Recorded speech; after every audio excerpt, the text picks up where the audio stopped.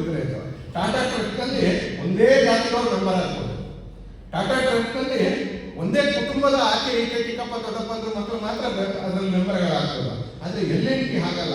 ಅದು family oriented business ಅಲ್ಲ, family controlled business ಅಲ್ಲ, ಒಂದು ಜಾತಿದಲ್ಲ, ಒಂದು ಏರಿಯಾದಲ್ಲ, ಯಾವುದಲ್ಲ. LNT ಇವತ್ತು ಯಾರು CEO ಆಗಿದ್ದಾರೆ, ಚೇರ್ಮನ್ ಅಂಡ್ ಮ್ಯಾನೇಜಿಂಗ್ ಡೈರೆಕ್ಟರ್ ಆಗಿದ್ದಾರೆ, ಆ LNT chairman and managing director ಅವರು ಆ ಸಂಸ್ಥೆಯಲ್ಲಿ ಒಬ್ಬ ಜೂನಿಯರ್ ಇಂಜಿನಿಯರ್ ಆಗಿ ಕೆಲಸ ಆರಂಭ ಮಾಡಿದ್ರು 39 ವರ್ಷಗಳ ಕೆಳಗೆ. ಇವತ್ತು ಅವರು ಆ ಕಂಪನಿಯ chairman and managing director. Dakshina Kannada ಮತ್ತು ಉಡುಪಿಯಲ್ಲಿ ಫ್ಯಾಮಿಲಿ ಓನ್ ಬಿಸಿನೆಸ್ಗಳು ಸಕ್ಸಸ್ ಆಗೇ ಆಗಿದ್ದಾರೆ. ಆದರೆ ಅದರ ಜೊತೆಗೆ ವಿಶೇಷ ಏನಂದ್ರೆ ಯಾವುದು ಫ್ಯಾಮಿಲಿ ಓನ್ ಬಿಸಿನೆಸ್ ಅಲ್ಲ, ಯಾವುದು ಕ್ಯಾಶ್ ಬೇಸ್ಡ್ ಬಿಸಿನೆಸ್ ಅಲ್ಲ, ಯಾರು ಸ್ನೇಹಿತರ ಮಧ್ಯದಲ್ಲಿನ ಬಿಸಿನೆಸ್ ಅಲ್ಲ ಅಂತ ಸಾರ್ವಜನಿಕ ಸೊಸೈಟಿಗಳು ಕೂಡ ಇಲ್ಲಿ ಶತಮಾನಗಳ ಕಾಲದಿಂದ ಯಶಸ್ವಿಯಾಗಿರ್ತಕ್ಕಂಥ ಒಂದು ಶ್ರೇಷ್ಠವಾಗಿರ್ತಕ್ಕಂಥ ಆದರ್ಶವಾಗಿರ್ತಕ್ಕಂಥ ಪದ್ಧತಿ ಇಲ್ಲಿದೆ. ಸೊಸೈಟಿ ಇವತ್ತಿನ ದಿನಗಳಲ್ಲಿ ನಡೆಯೋದು ಸುಲಭದ ಮಾತಲ್ಲ. ಯಾಕೆ ಸುಲಭದ ಮಾತಲ್ಲ ಅಂತ ಕೇಳಿದ್ರೆ, ಅಪ್ಪ ಮಕ್ಕಳ ಮಧ್ಯದಲ್ಲಿ ಇವತ್ತು ಹಣಕ್ಕೋಸ್ಕರ ಬಹುದೊಡ್ಡ ವ್ಯಾಜ್ಯಗಳಾಗುತ್ತೆ, ಅಣ್ಣ ತಮ್ಮಂದರ ಮಧ್ಯದಲ್ಲಿ ವ್ಯಾಜ್ಯಗಳಾಗುತ್ತೆ, ಗಂಡ ಹೆಂಡತಿ ಮಧ್ಯದಲ್ಲಿ ಆಗುತ್ತೆ, ಅಕ್ಕ ತಂಗಿಯರ ಮಧ್ಯದಲ್ಲಿ ಆಗುತ್ತೆ ವ್ಯಾಜ್ಯಗಳು. ವಿಶ್ವಾಸ ಅಂತಕ್ಕಂಥದ್ದು ಬಹಳ ಡಿಫಿಸಿಟ್ ಇರತಕ್ಕಂಥ ಒಂದು ಕಾರ್ಯಕಾಲ ಇದೆ.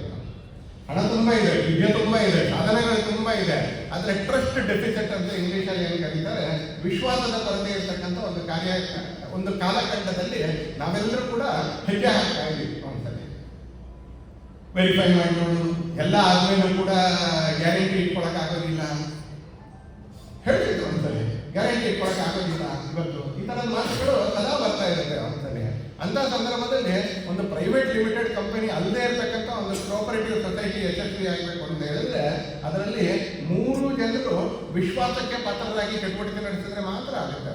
ಅದರಲ್ಲಿ ಯಾರಾದ್ರೂ ಒಬ್ರು ಹೇರಾಫೇರಿ ಮಾಡಕ್ಕೆ ಅಂತ ಹೊರಟ್ರೆ, ಒನ್ ಅಪ್ರೆಂಟಿಶಿಪ್ ಮಾಡಕ್ಕೆ ಅಂತ ಹೊರಟ್ರೆ ಅದೆಲ್ಲ ಯಶಸ್ವಿ ಆಗಲ್ಲ.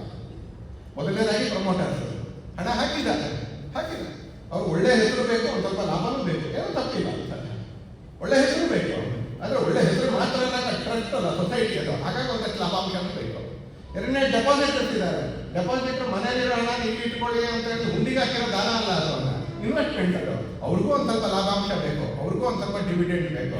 ಆದರೆ ಡಿವಿಡೆಂಡ್ ಎಷ್ಟು ಇರಬೇಕು ಅಂತ ಹೇಳಿದ್ರೆ ಕೆಚ್ಚಲು ಕತ್ತರಿಸುವಷ್ಟು ದುರಾಸೆ ಇರಬಾರ್ದು. ಪ್ರಮೋಟರ್ಗೂ ಡೆಪಾಸಿಟರ್ಗೂ ಹಾಲು ಕರೆಯುವಷ್ಟು ಮಾತ್ರ ಸ್ವಾರ್ಥ ಇರಬೇಕು ಹೊರತು ಕೆಚ್ಚಲು ಕತ್ತರಿಸುವಷ್ಟು ಸ್ವಾರ್ಥ ಇರಬಾರ್ದು. ನಾವು ಕೆಚ್ಚಲು ಕತ್ತರಿಸುವಷ್ಟು ಸ್ವಾರ್ಥ ಇದ್ರೆ ಪ್ರಮೋಟರ್ಗಳಿಗೆ ಮತ್ತು ಡೆಪಾಸಿಟರ್ಗಳಿಗೆ ಸೊಸೈಟಿ ಯಶಸ್ವಿ ಆಗೋದಿಲ್ಲ.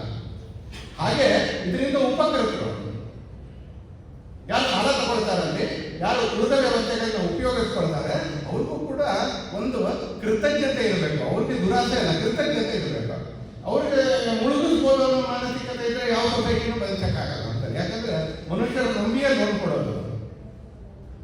ಅದು ನ್ಯಾಷನಲೈಸ್ ಬ್ಯಾಂಕ್ ಆಗಲಿ ಸೊಸೈಟಿ ಆಗಲಿ ಮನುಷ್ಯರ ನಂಬೇ ಲೋನ್ ಕೊಡೋದಂತಾರೆ. ಮುಳುಗಿಸ್ಲೇಬೇಕು ಅಂತ ಅವ್ರು ಮನಸ್ಸು ಮಾಡಿದ್ರೆ ಯಾವ ಸಂಸ್ಥೆಯೂ ಉಳಿಲಿಕ್ಕೆ ಸಾಧ್ಯ ಇಲ್ಲ, ಯಾವ ಸಂಸ್ಥೆಯೂ ಉಳಿಲಿಕ್ಕೆ ಸಾಧ್ಯ ಇಲ್ಲ.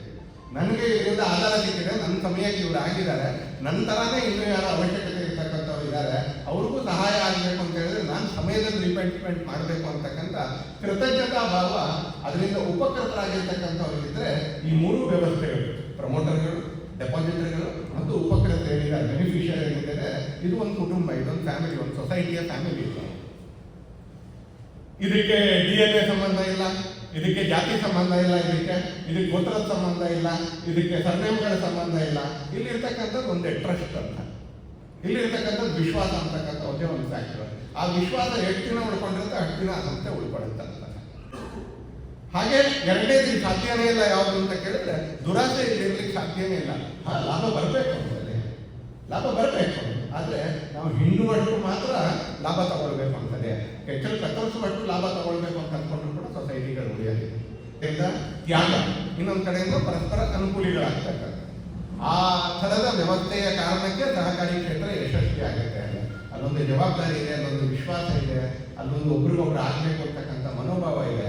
ಆ ಕಾರಣಕ್ಕೆ ಸಹಕಾರಿ ಕ್ಷೇತ್ರ ಯಶಸ್ವಿ ಆಗುತ್ತೆ. ಇವತ್ತು ತಮ್ಮ ಕ್ಷೇತ್ರಗಳಲ್ಲಿ ದೊಡ್ಡ ಪ್ರಮಾಣದಲ್ಲಿ ಯಶಸ್ವಿಗಳಾಗಿರ್ತಕ್ಕಂಥ ಅನೇಕ ಹಿರಿಯರು ಕ್ರೆಡಿಟ್ ಕೋಆಪರೇಟಿವ್ ಸೊಸೈಟಿಗೆ ತುಂಬ ಮನಸ್ಸಿನಿಂದ ಹಾರೈಸಿದ್ದಾರೆ. ಸಣ್ಣದಾಗಿ ಆರಂಭ ಆಗಿತ್ತು, ಇವತ್ತಿನಿಂದ ಅದು ಅಧಿಕೃತವಾಗಿ ವೇಗವನ್ನು ಪಡ್ಕೊಳ್ಳುತ್ತೆ. ಬರುವಂಥ ದಿನಗಳಲ್ಲಿ ಅದು ಪುಡಿ ಹೊಡಿಲಿ, ಬಿಸಿ ಹೊಡಿಲಿ, ಬೃಹತ್ತಾಗಿರ್ತಕ್ಕಂಥ ಮರ ಆಗಿ ಬೆಳೀಲಿ, ಅನೇಕ ಬಿಡಲುಗಳು, ಬ್ರ್ಯಾಂಚ್ಗಳು ಅದು ಕುಟ್ಕೊಳ್ಳಿ ಅಂತೇಳಿ ಏನು ಅದರ ಅಧ್ಯಕ್ಷರು ಉದಯ್ ಕುಮಾರ್ ಶೆಟ್ಟಿಯವರು ತನ್ನ ಪ್ರಾಸ್ತಾವಿಕ ಮಾತುಗಳಲ್ಲಿ ಭಾವನಾತ್ಮಕವಾಗಿ ಹೇಳಿದರು, ಕೆರೆಯ ನೀರನ್ನು ಕೆರೆಗೆ ಚೆಲ್ಲು ಅಂತೇಳಿ. ಅದು ಲಾಭ ಮಾಡಿಕೊಳ್ಳಿ, ಬಟ್ ಆ ಲಾಭವನ್ನು ಮತ್ತು ಸಮಾಜಕ್ಕೆ ಚೆಲ್ಲಿ ಹೋಗ್ತದೆ. ಲಾಭ ಆಗ್ಬೇಕು, ಯಾಕಂದ್ರೆ ಇನ್ನಷ್ಟು ಹೆಚ್ಚು ಜನರಿಗೆ ಅನುಕೂಲ ಆಗಬೇಕು ಅಂದರೆ ಅದು ಲಾಭ ಮಾಡಬೇಕು ಅಂತ. ಲಾಭ ಮಾಡಿದ್ರೆ ಮಾತ್ರ ಮತ್ತಷ್ಟು ಜನರಿಗೆ ಅನುಕೂಲ ಮಾಡೋಕ್ಕಾಗತ್ತೆ. ಹಾಗೆ ಕೆರೆಯ ನೀರನ್ನು ಕೆರೆಗೆ ಚೆಲ್ಲಿ ಅನ್ನುವಂಥ ಒಂದು ಸಿದ್ಧಾಂತ ಅವರು ಏನು ಹೇಳಿದ್ದಾರೆ ಅದನ್ನು ಪಾಲಿಸ್ಕೊಂಡೇ ಬಂದಿದ್ದಾರೆ. ಅವರು ಮತ್ತು ಅವರ ಕುಟುಂಬ ಅದನ್ನು ಪಾಲಿಸ್ಕೊಂಡೇ ಬಂದಿದ್ದಾರೆ. ಈಗ ಮತ್ತಷ್ಟು ಗರಿ ಗೆದರುವಂತಹ ಒಂದು ಸುಸಮಯ ಇದು. ಆ ಸಂದರ್ಭದಲ್ಲಿ ಅವ್ರಿಗೂ ಅವ್ರ ಕುಟುಂಬ ಬರಬೇಕು, ಅವ್ರ ಸಂಸ್ಥೆಗೂ, ಆ ಸಂಸ್ಥೆಯಲ್ಲಿ ಕೆಲಸ ಮಾಡ್ತಾ ಇರ್ತಕ್ಕಂಥ ಎಲ್ಲ ಸಿಬ್ಬಂದಿ ವರ್ಗಕ್ಕೂ ಕೂಡ ನಾನು ಮನದ ಅಂತರಾಳದಿಂದ ಶುಭಾಶಯಗಳನ್ನ ಕೊಡ್ತಾ ನಿಮ್ಮೆಲ್ಲರ ಪರವಾಗಿ ಅವರಿಗೆ ಸಫಲತೆಯ ಭವಿಷ್ಯವನ್ನು ಹಾರೈಸ್ತಾ ನನ್ನ ಮಾತನ್ನು